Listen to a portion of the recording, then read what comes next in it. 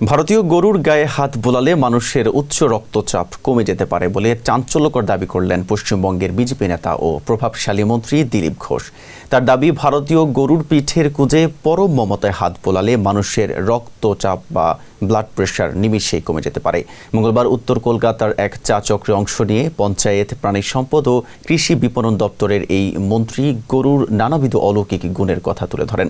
এমনকি নিজের এক আত্মীয়ের অসুস্থতার উদাহরণ টেনে তিনি দাবি করেন যে শরীরের ফোলা অংশে গরুর গোবর লাগালেই নাকি সেই অসুখ দ্রুত সেরে যায়। এর আগেও তিনি দেশি গরুর দুধে স্বর্ণ থাকার তত্ত্বে ভারত জুড়ে তোলপাড় সৃষ্টি করেছিলেন। 2019 সালে তিনি দাবি করেছিলেন গরুর কোঁজে এক বিশেষ ধরনের স্বর্ণ নাড়ি থাকে যা সূর্যের আলো থেকে সোনা তৈরি করতে পারে, আর সেই কারণে গরুর দুধে সোনালী আভা দেখা যায়।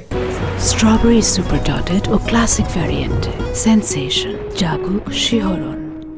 এমনকি করোনাকালে শরীরের রোগ প্রতিরোধ ক্ষমতা বাড়াতে গোমূত্র পানের পরামর্শ দিয়েও তিনি ব্যাপক হাসির খোরাক ও সমালোচনার শিকার হয়েছিলেন। তবে এসব সমালোচনাকে বিন্দুমাত্র পাত্তা না দিয়ে বরং বিরোধীদের গাধা বলে কটাক্ষ করেছেন এই বিজেপি মন্ত্রী।